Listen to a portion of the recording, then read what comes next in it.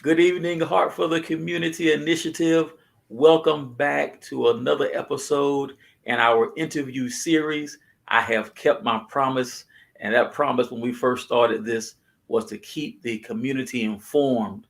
There are a plethora of issues to inform you about, but today we have a very special guest. His name is Lee Mooring. He's a tremendous member of our community. He's a community leader. He's a community organizer. He's an entrepreneur. He's a veteran. He's a husband. He's a man of God. Mr. Lee Moore is a whole lot of things. And by the time we finish talking about him and his business, All About One, you're going to know a lot more about him. And when you know a lot more about him, you just know a lot more, period. He's just that type of guy. So we want to welcome you all in. You have a few seconds here to start your watch party and to share the video. Please let everybody know that Heart for the Community Initiative interview series is back on. And I really do believe that you're going to enjoy our guest today. Good evening, Mr. Lee Mooring. How you doing, sir? Good, sir. Thank you so much for having me. It's an honor and a privilege to be here. Thank you so much. All right. Well, thank you, Lee. Lee has been on our platform before. He's been on Carl's Conversations a couple times, but he was part of a panel. And now we have a chance to have a one-on-one. So we'll see how our chemistry works, right? Yes, sir. Lee, I would like for you to please tell our audience a few things about you so they can understand who you are. Once again, it's an honor and a privilege to be here. Thank you so much. A little bit about me. Let's see. I just moved to Virginia about a year and a half ago. Just retired from the military, 8 years in the Marine Corps, and the rest of the time in the Air Force. My specialty, equal opportunity. I'm married. I have two sons, one who just joined the Marine Corps. The other one is in college at the University of Hawaii. I'm excited to be in this new community. The people around me are just amazing. I'm originally from Pennsylvania, so I'm right down the street from home. So just excited to be here. So thank you. Awesome. Thank you for the introduction. Y'all need to know Lee is very modest. As this interview goes on, you'll see why I say that. Well, Lee, we want to learn something about All About One. There's so much happening under that umbrella. I want you to just give us a few little nuggets about your company. Okay. So my company is All About One LLC, and I recently started it, and we have 3 different divisions under the umbrella. We have a photography branch, we have a leadership consulting branch, as well as we've had a ministry branch. The photography branch has been up and running probably for about 5 years now. And so as I looked into retirement, I wanted to expand. I wanted to get in the coaching realm, leadership development, as well as ministry, which God has called, into my life. So just kind of putting everything under the one umbrella. And it's so interesting how everything just kind of meshes together. And, one day I'm doing ministry, the next day it's leadership, then I'm taking pictures. And, I'm just grateful for the opportunity, grateful for the gifting that God has put on my life. All right, that is awesome. You do so much under that umbrella. I want to first talk about the photography part of All About One. Now, total transparency here. I am one of Lee's clients. So if you look at the pictures on the Carl Conversations page, all of those of Tisha and my wife, all of those were done by Lee at his home studio. And him and his wife did a wonderful job. We're all lovely here. And I'm just going to let him talk about that photography piece. How did you get into the photography deal? And I'm sure that on day one, that part of the business didn't look like it does today. How did you get from day one to here? It's interesting because day one, it certainly didn't look like it does now. I remember I always liked taking pictures. And then finally, I had an opportunity to buy a decent camera when I was in California. And so I just started taking some pictures. And then I got stationed in Lagos Field in Portugal, a beautiful island. And I just kind of expanded it, taking more pictures of everything. And then I went back to I got stationed in Denver, and I said, immediately I want to open a photography studio. And so I remember I went out there, and I had a pretty big living room, and I said, I'm just going to put a studio here and get started. And so that's how I got started with photography. I just like taking pictures. But I remember in the beginning, there was so many struggles. Never went to school for it, just kind of learning, seeing things, watching YouTube a lot, trying to figure out the camera, because the hardest thing to do is to take your camera off of automatic and put it in manual mode. So just love taking pictures, love taking pictures of people, portraits. When I was stationed in Germany, just an opportunity to travel through Europe and take pictures. So that's kind of how it started.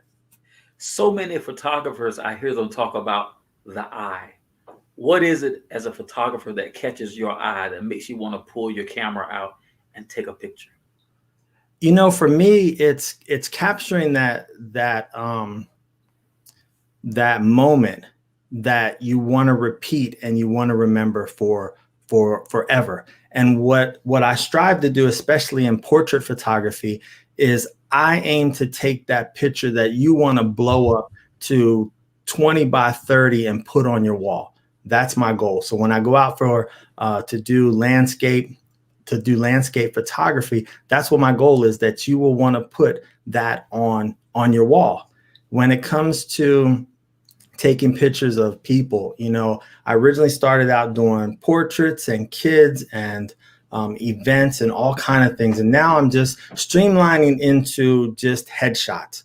And for me, focusing on headshots is just the ability so that you're presenting yourself as a professional, whether it's your web page or your flyers, your brochures or whatever, but you need a good headshot, because that's what people first see, that first impression. So if you get a good headshot, it's going to go a long way. So my focus has changed, over the years, but now we're just dedicating it to headshots.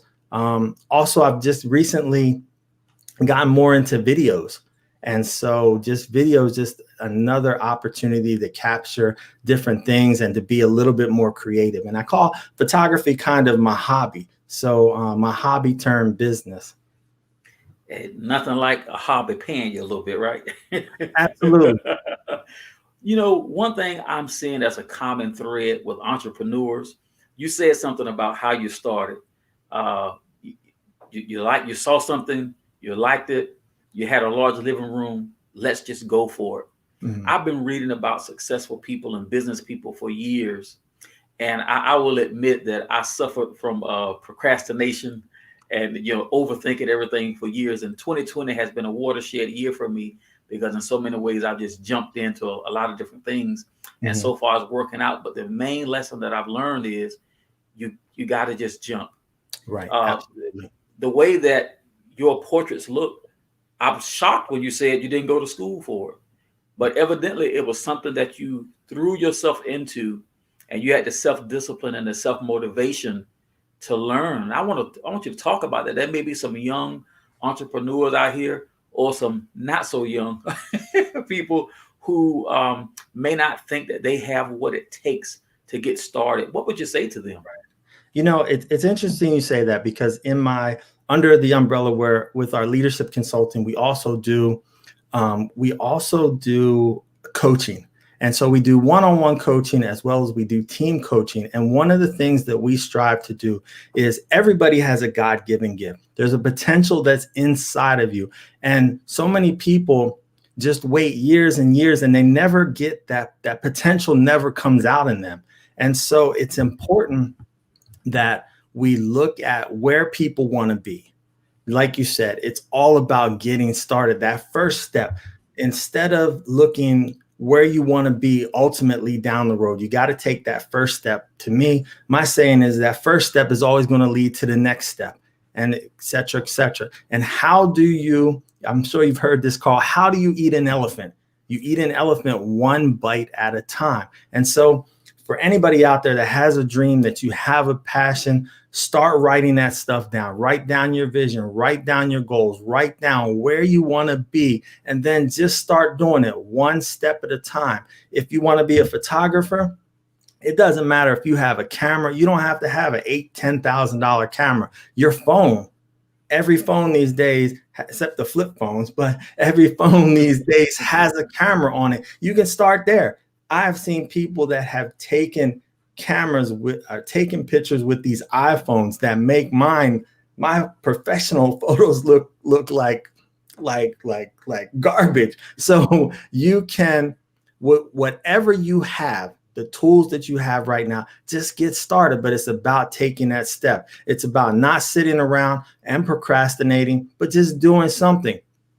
The hardest thing to do is to get a heavy object moving that is sitting still. And we are that heavy object. And often all we need is that little nudge. We need that push to get out of that rut that we're in. But once we get going, it picks up speed, it picks up momentum. You take the next step. You start, what is it? You start crawling before you walking. So you crawl, you walk, and sooner or later, you're going to find yourself running in the direction that you're supposed to be. But it starts with that first step. And if you don't take it, then what I do encourage everybody this is, if you're having problems getting started, take an inventory of your life. Look at who the people around you are. There's a saying that you're a sum total of the 5 people that you hang around the most. Look at the folks around you. Sometimes you have to wipe that slate clean. Sometimes you got to get rid of that baggage. Look at the people around you. Do you have folks in your life that are encouraging you? If not, it's very important to find a mentor.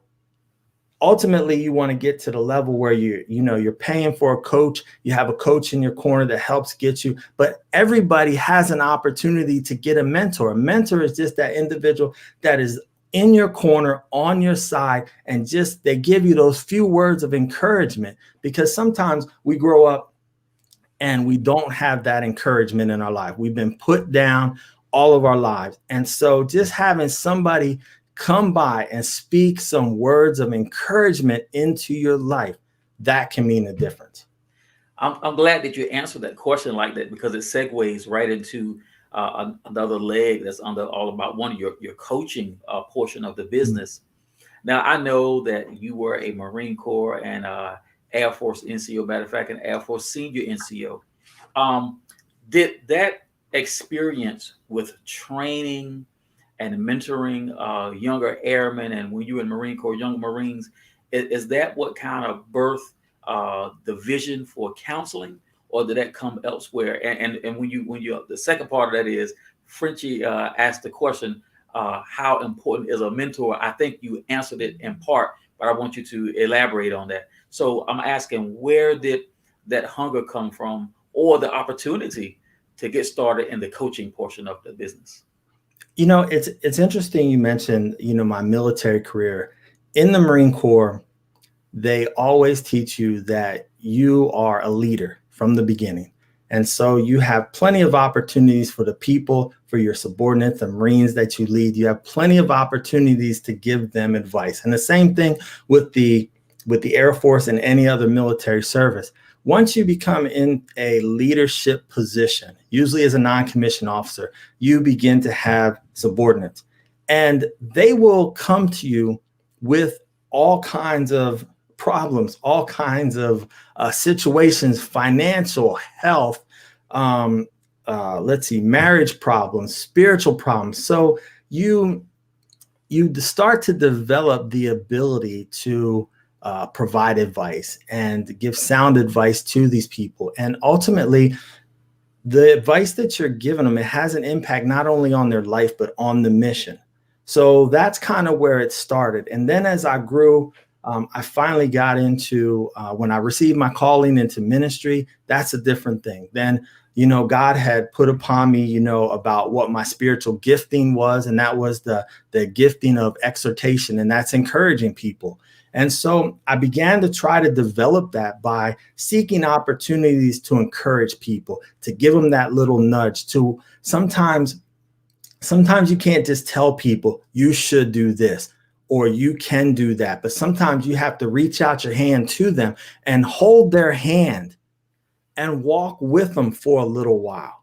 walk with them for a distance. And I think having those opportunities to be able to share with people and ultimately develop my mentoring skills to be able to take people from in the military, you look at they're at one rank and ultimately you want them to surpass you in rank. And so I think that's what gave me a love for helping people, is that I want to see people succeed. I want people that I encounter, I want them to have greater success than I have. And so with that passion, that's kind of, as I got out of the military, it's like, how can I take this outside into the civilian world? How can I help people? Which is ultimately what I want to do. I want people to reach their potential and reach levels of success. Because when we look at the big picture, we can all be blessed. Your success does not take away from my success. And if I can pour into you, then that's what I need to do. We all need to just pour into somebody. There's plenty. I believe this, that at the end of the day, if I am completely drained because I have poured into others, I wholeheartedly believe that if I gave everything that I know, by the time I wake up and put my feet on the ground the next day, God would have already poured back into me and filled me back up. You are so right, and I agree. You're motivating me already. I appreciate it. You know Well, at that, the end of this, we're going to say, you know what, Carl, what goals do you have unfulfilled so we can take a look at them so we can get you? I got a whole lot of them. Hope I But didn't talk too much. Hope I oh answered. no, no, no. You are answering the question. This is what I'm trying to bring out. You're speaking something that is very common to me. What you're talking about is the way that I was raised. Of course, being an Army NCO, you same thing with the Marine Corps. You're taught to be a leader from the very first. But when you talk about pouring out, there is a selflessness with that, and I'm not sure if we really can learn that in school. That's got to be one of those things that's in your environment at home, or maybe in your church. Maybe there's some mentors in the formative years. Is that where you got that portion from, or did you collect that along the way going down the road? I think a combination. When I think about my home life when I was younger, my dad was that kind of person that he would go out of his way to do for so many. And growing up as a kid, I thought we were middle class. But as an adult, I realized we were like maybe middle lower class. But one thing my dad, he always provided for us. He always made sure, we had a roof over our head. We were kept warm, kept dry. But my dad was the kind of guy that in the middle of the rain or a snowstorm, my dad was an auto mechanic. And so in the middle of a snow or rain, he's the kind of guy that he would go out and fix people's cars. Just that's the kind of person he was. So I know that that's where I got that spirit of helping people. And then coming up through my military career, I just had some amazing mentors. One mentor I'll mention, Kenneth Tart. He is now he's a pastor down in North Carolina. And when I switched over from the Marine Corps to the Air Force, it was the transition was rough, because coming out of the Marine Corps, your language is developed in a certain fashion, and your aggression is in a certain fashion that's not so conducive to the Air Force. And so he pulled me to the side and he started mentoring me, and he started getting me involved in leadership opportunities in the community, in the base. And what it did is it gave me a good foundation. So now going out and being a part of the community or doing something or volunteer is second nature, but it came from that mentoring that I received. So it's a combination of, like I said, from my father and the mentoring that I've received along the way in the military. It's amazing. So it sounds to me like your father was maybe your first mentor, whether you knew it or not, right? Absolutely. Absolutely. It's interesting you say that, because they say that you look back and you see traits that you have from your parents. And at the time you're like, no, but you get to a certain age, we're like, yeah, that's exactly how my mom or my dad would do it. And so a few years ago, I looked back and I said, you know what? I said, that's exactly how my father would do it. And I'm gonna continue to do it because that's what he poured into me. So let me ask you. Of course, you had this beautiful foundation in your childhood. As you went along the way, when you realized that you did have a gift for encouragement, what did you do along the way to build yourself to the point where you are now, where you feel comfortable having a coaching type business? Right. You know, along the way, what the buildup was is the Air Force kind of has the Air Force mentality is a little bit different than the Marine Corps. In the Air Force, they want you to do a lot of volunteer work, and your evaluations reflect upon the volunteer work because they're looking for a whole person concept. And so in the Air Force, I had the opportunity to volunteer for a lot of different leadership positions, whether it was planning military balls or planning promotion ceremonies or planning almost like an event planner, planning fundraisers, planning things out in the community. And so what happened is through this experience of doing all these different things, one of my goals was always to bring somebody along with me, somebody of a lower rank. That way they could see the process. That way, when they get to that point, they'll be able to lead because they have the experience. I don't believe in going it alone, but having a team.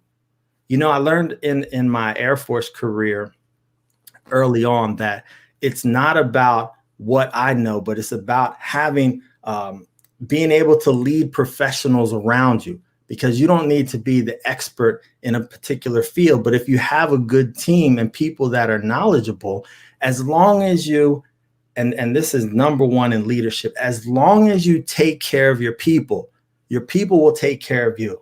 And so what I found over my career is that by taking care of others, by bringing others along, it gets the mission done and it builds them as well. And so now, as I've come out of the military after 26 years of experience leading people and providing advice, and then as an equal opportunity professional, that role is you are constantly providing advice based on your organization's climate to senior leaders.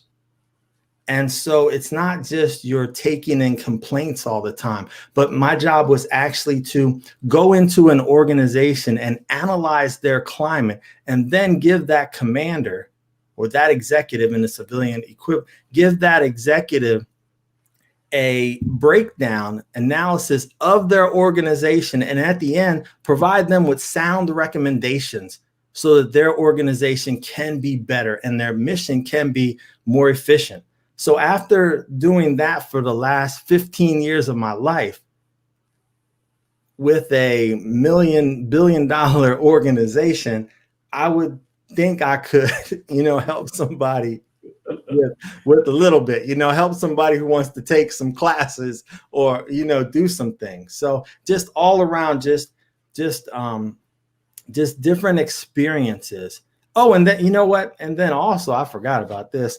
So not only experience, but when I got out of the military, just as I was getting out of the military, I knew that I wanted to be a motivational speaker. I wanted to do speaking for a living. I wanted to teach. I wanted to train. I wanted to coach. And so what I did is I did a lot of research to find out who had the best training program for coaches and speakers.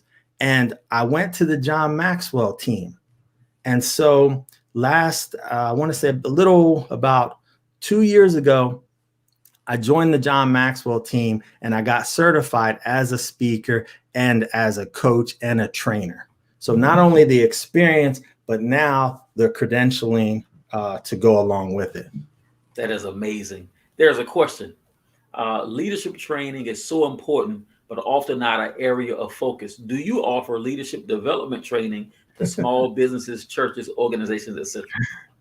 You know what? It's funny that Gary mentioned that. Yes, we actually do. So we offer leadership development training for all of those organizations, for businesses, whether you're small, whether you're large, absolutely for churches. And all of the training that we offer is customized to your organization. We sit down with you beforehand to find out what your company is going through, where your pain points are, and that's where we focus the training.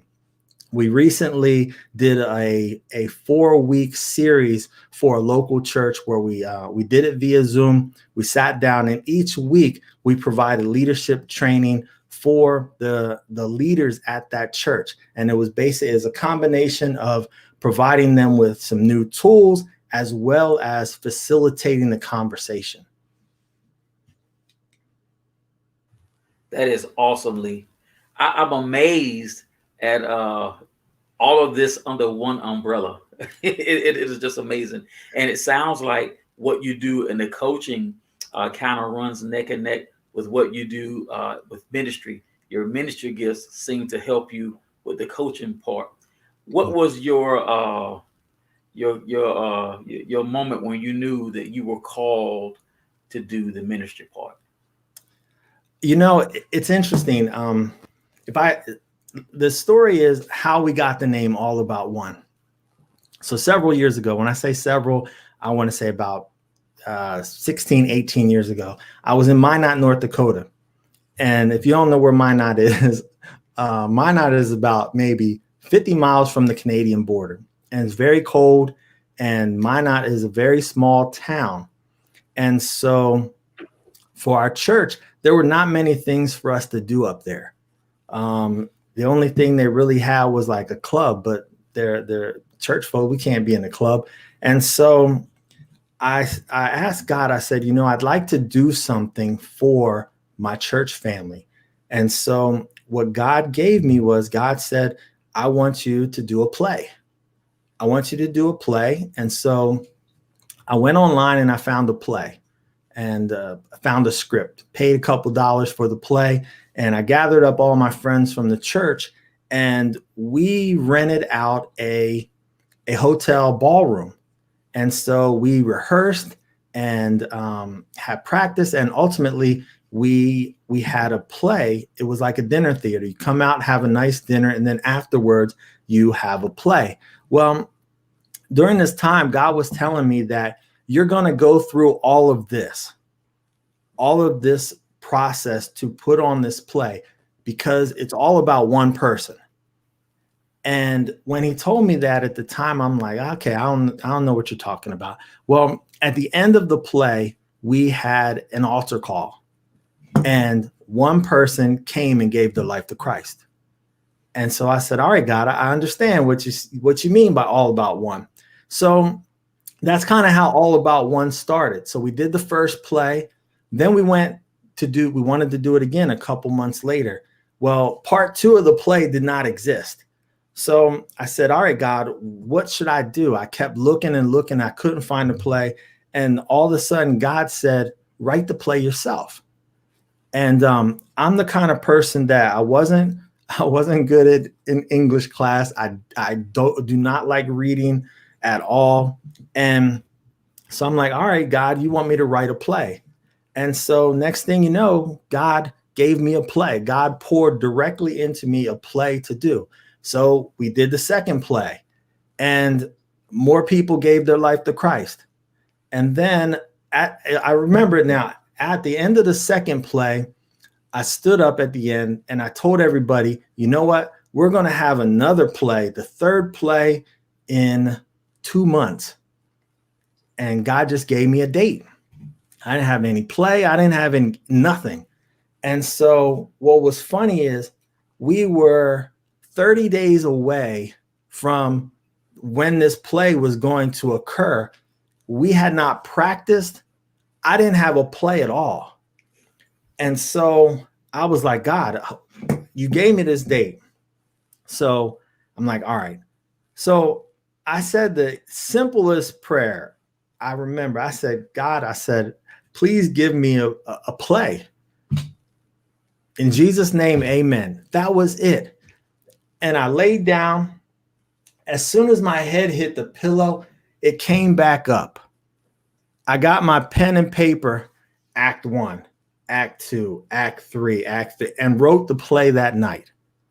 And so from that point on, that's how All About One was formed. God told me that at the end of every play, and to date, I have done a total of 7 plays. I've done them in Portugal, in Los Angeles, in Minot, so a little bit all over the place. But God told me, you know what, you're going to do this, but it's all about one person. And so that's why I kept the All About One name, because as we look at ministry, it's all about one person, all about bringing one person to Christ, bringing one person. In photography, it's all about focusing on one person. In leadership, it's about one person making a difference. Wow. I know that was a long story, but no. I have to bring myself back. I forgot for a minute that I was the interviewer. I was just mesmerized by what you were saying. Here's a question: is there a virtual play coming? You know, that's a good question. When COVID hit, we were about 2 months into rehearsing, and we were supposed to perform a play last June. Wow. And because of COVID, we had to cancel it. And I was excited because we were not only going to do the play locally, but we were also scheduling to do it back in my hometown in Pennsylvania, which I had never done before. So I was excited. Then COVID hit, and we looked at doing something virtually. But I didn't have the skill set to know how to work that. But then recently, it's interesting that was asked. More recently, just last week, Ambiance Dance and their director, Kay Harris, they reached out to me a couple months ago, and they asked me to videotape them dancing because they wanted to do a movie. And, you know, sometimes what's that saying? God looks out for kids and fools. Babes and fools. Right. So I had never really done any video projects that were longer than maybe like 10 minutes. And so I stepped out on faith and said, yes, absolutely, I'll do it. So we created this 1-hour movie, and the premiere was last week. And so doing that, it kind of gave me, it's funny how things work, because somebody told me a long time ago, we were at the theater, we were at a Tyler Perry play, because my plays are actually in a Tyler Perry format. And someone said to me, they said, I see your name on the screen one day. And so I was like, okay, well, in doing this movie premiere and seeing my name on the big screen, it's kind of re-sparked that desire to want to write again and to create a play, create even a movie. And somebody just wrote me today a message and say, hey, how about turning your plays into a movie? And so on that note, I know I'm a little long with it, but yeah, we are going to be working on a project soon. That is awesome. And please don't feel like you're long with it. You are giving the audience, I think, what they tuned in for. They want to know who's Lee. Okay. And you are telling them. I'm told you I'm mesmerized. I keep forgetting that I'm the interviewer. You know, along in the under the umbrella of ministry, mm-hmm. It sounds to me like what you're doing is really evangelism, even with the plays. Now, we know that you're a playwright. We know that you're a photographer. We know that you're a minister. Do you accept invitations to come and minister?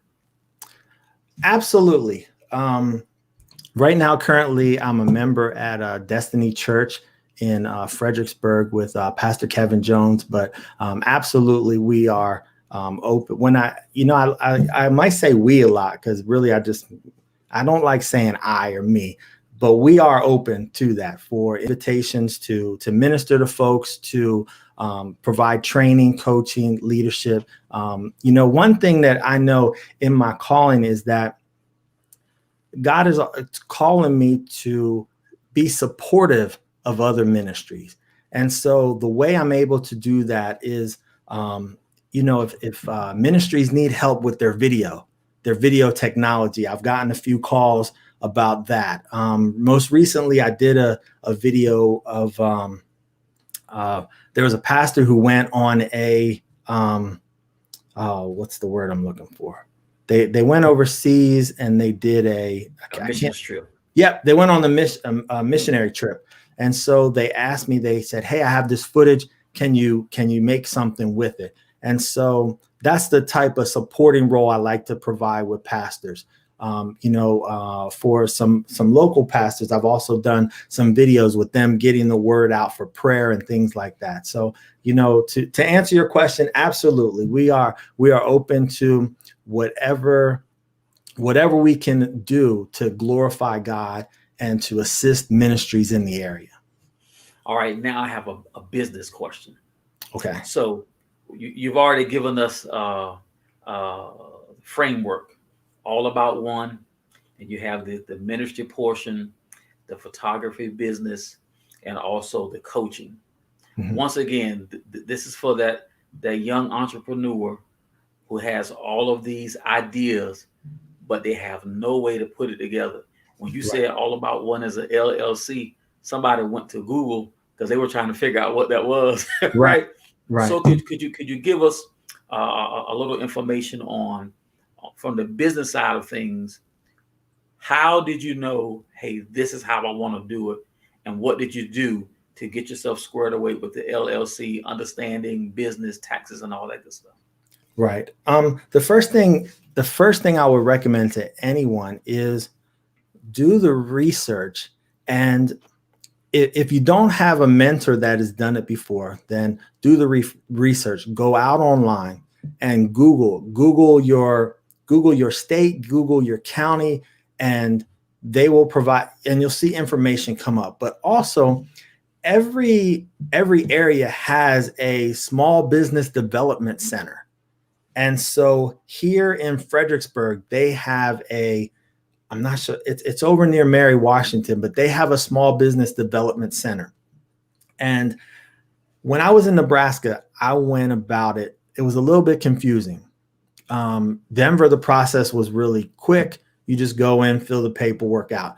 In Nebraska, it was confusing. I didn't know. So what I did is I went out and hired a lawyer, and a lawyer charged me $1,000 to do something that I could have done myself.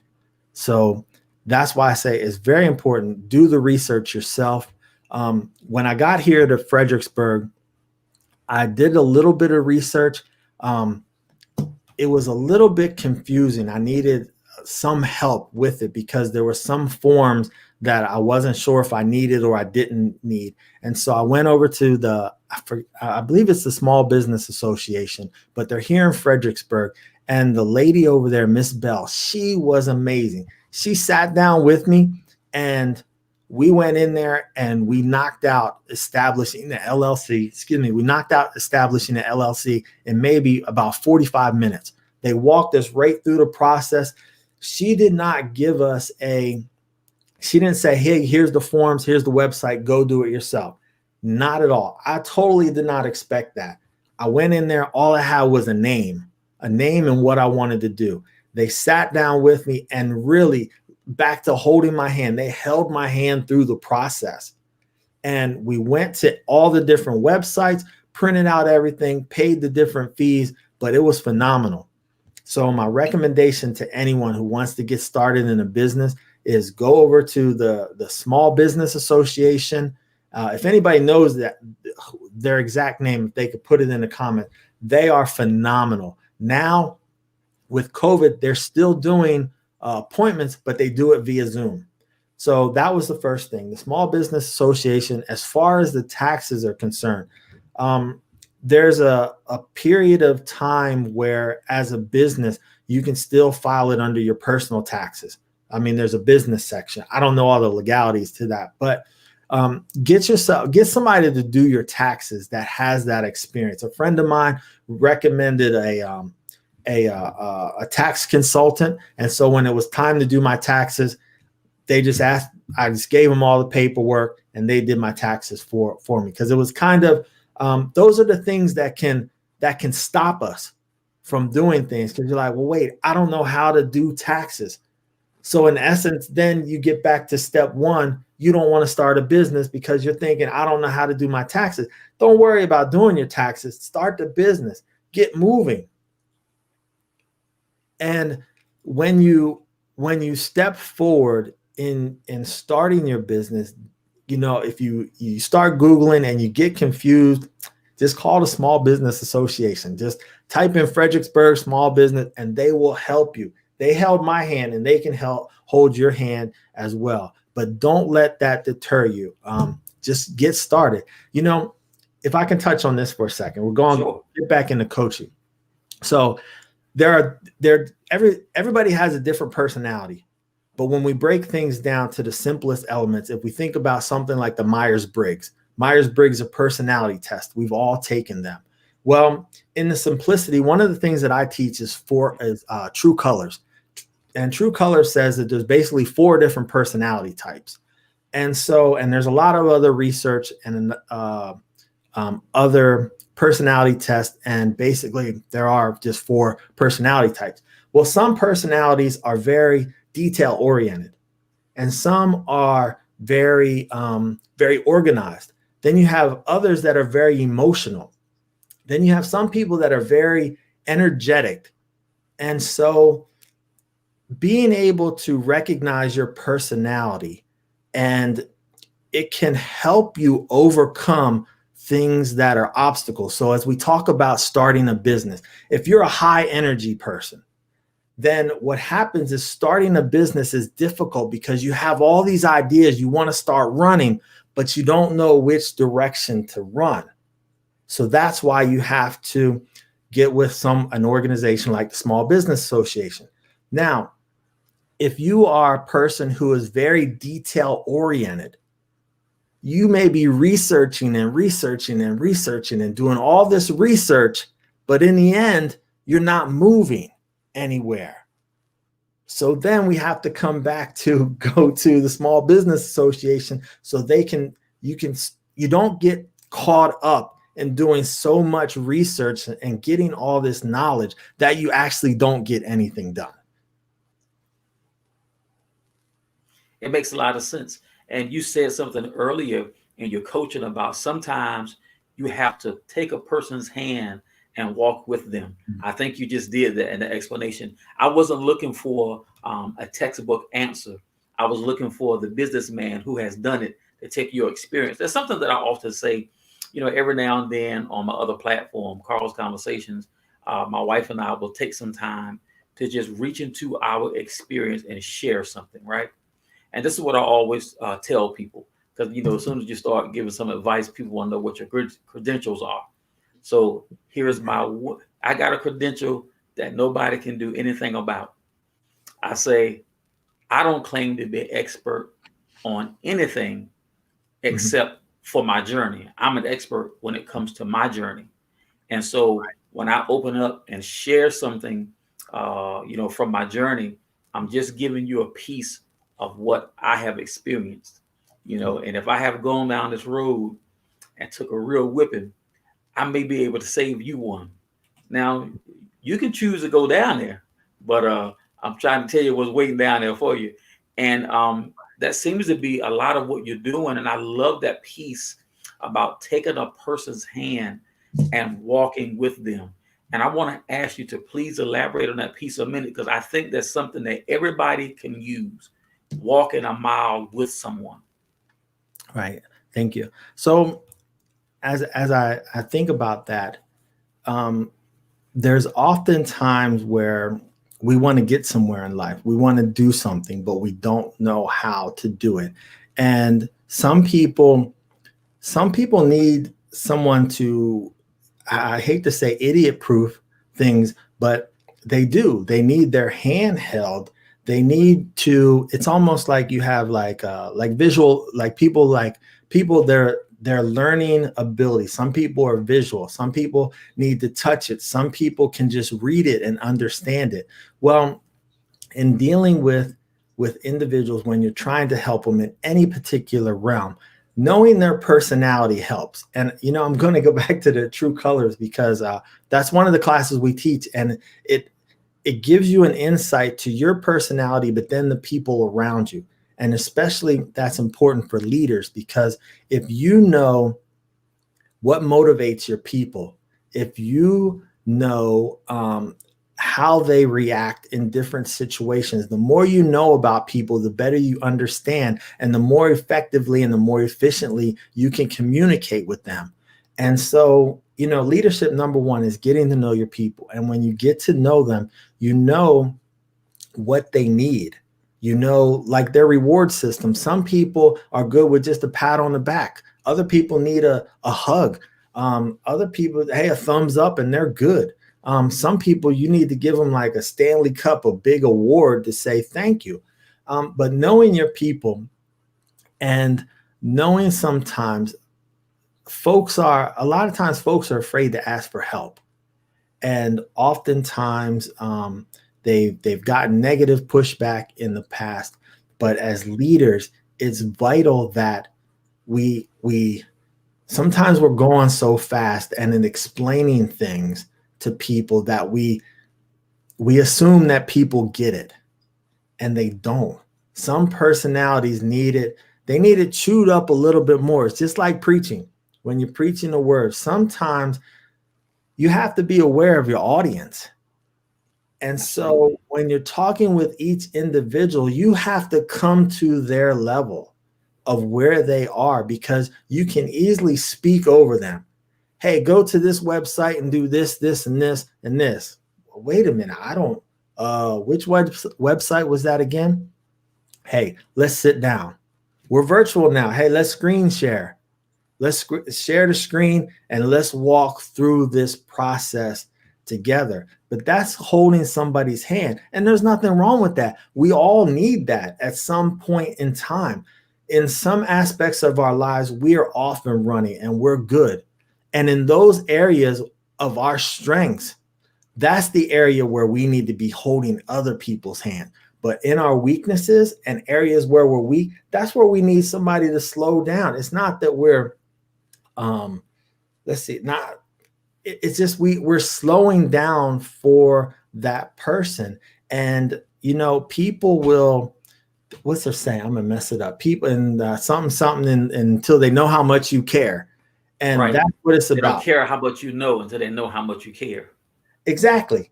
And people would rather see a sermon than hear a sermon. And you telling me to do all these steps or all, you know what? Sometimes just hold their hand, take a breath, and just pause for a second, because when you're talking with someone and you start explaining, sometimes they have that deer in the headlight look, and you feel like, oh yeah, I mentored them, I shared so much with them, but they didn't get it because now they're still stuck. They didn't advance. And the number one thing in helping people is to follow up. We talked. Now, what did you do afterwards? That follow up is for two reasons. One is to help keep that person, that mentee, accountable. Mm-hmm. And then also, there's nothing worse than, as a mentor, when you give some advice and the person doesn't take it, or they don't, not that they have to take every word, but they're not showing any progress towards that. And as a mentee, what I learned very early on is, excuse me, when I sit down to talk with a mentor or a coach, if I don't have some paper and some pen with me, I'm not serious. Thank you. That is a great point. That is Right. usually when I'm training people. That's the first thing I say. You don't have paper and pen. I'm not going to waste my time, because you're not going to ask for this 15 times. Right. Exactly. That's number one. When you step into it, you take some pen and some paper with you, because to me, that shows that you respect my time. Time is so precious and so valuable. And if somebody spends time with me, that's an honor. And the least I can't take a piece of, I don't care what I have. You know what? One time, let me see a quick story. So my wife went to we were in Germany and we came back to the States, and we were in Nebraska. And I think it was our our pastor in Germany's birthday, and they were having a big celebration. And my wife wanted to go, and I said, okay. So my wife flew back to Germany for this big celebration, and at one point in time, she was like, "Hey, we're going out to dinner." She stayed at one of the elders' house, so it was my wife, the elder, and it was going to be the pastor, which is the bishop, and the apostle was in town. I told my wife, I said, you better. I said, my wife said, don't worry. So my wife had her pen, and when she ran out of paper, she was writing on a napkin. Yes. To get Soak that it up. right. Soak it up. Soak it up. When people are mentoring you, when they are pouring into you, this is, to me, this is the biggest thank you can give them is to be writing things down. If you're not writing things down, then you know what? I'm be honest with you. I cut the conversation short. Because you don't think it's serious. Yeah. Right. Let me ask you something. So if someone's watching this and they say, man, I got all these ideas running around in my head. It's not that I can't do, I just don't know where to start. I would love to get some help. But how in the world can Lee's coaching help me? How do you answer that? You know what? That's simple. Here's where I start with everybody. Whatever ideas you have running around your head, you have absolutely nothing but a dream until you write it down. That's first and foremost. And look how I'm glad Princess wrote that. Write it down. That's the first step. Yes, that's right. Step. When we sit down with people initially, we talk about where they're trying to go. And then we write out their long and short-term goals. And then we talk about a plan on how we're going to get there. But it's all about writing it down, because you're walking around through life and you got all these things scattered in what you're thinking and what direction. I want to do this. I want to do that. I want to do this. All these things you want to do, but there's no organization to it. But when you write it down, you start to see, you start to visualize it. One of the tricks that I do every night, and I started this just this past year, is every night before I go to bed, I have index cards next to the bed. And what I do is I will write down 2 to 3 things that I'm going to do the next day. And what it does is it helps me, and successful people, you know this, as you read in books, successful people plan out their day. Yep. The day before, the night before they go to bed, they know exactly what they're doing. And I have noticed this, the days that I write down stuff on my index card, what happens is this. You go to bed, your subconscious, your mind is still going. Subconsciously, you're still thinking about these things. When you wake up in the morning, the first thing on your mind is those things that you wrote on your card to do. And I have literally done this when I didn't write anything down on purpose, and I woke up the next day scattered. I didn't know where to start. So the key to people with a lot of ideas, write it down. First and foremost, the Bible talks about that. Write it down. There's importance to that. Write it down. So plain. If somebody comes to me and they say, hey, I have this idea, I'm going to ask them where they are. If they're just starting out, we're going to write these ideas down. We're going to get them a life vision statement of where they're going in their life, so we know where their purpose is and their why. And then we're going to write out their long and short-term goals. And then we're going to start writing down a process so that they can achieve each and every one of those goals. And then the final step in that is we're going to hold them accountable. Because, I learned this saying a long time ago. People do what's inspected, not expected. That's right. That's right. Now, if I'm going to being in the military, if an inspection is coming up, your uniform is more squared away. But you would expect it would be squared away every day, but no. So when there's an inspection coming or that level of accountability, I tell you, there's some things that I have done only because I knew my mentor was going to follow up with me. But had I not had that level of accountability, I'm just going to do what I want to do. Coast. Right. Because by nature, we're lazy. But at our job, we have deadlines. But in our life and as entrepreneurs, the hardest job because there is no level of accountability except for ourselves. And that's very difficult. So we have to have outside people to hold us accountable. It's just like, in the church, we talk about an accountability partner all the time. In life, you have, okay, I'm sorry. I'm getting No, off. you got it. Hey, listen, audience. Lee just gave you $100 lesson for free. All right. I ain't gonna let him do it again.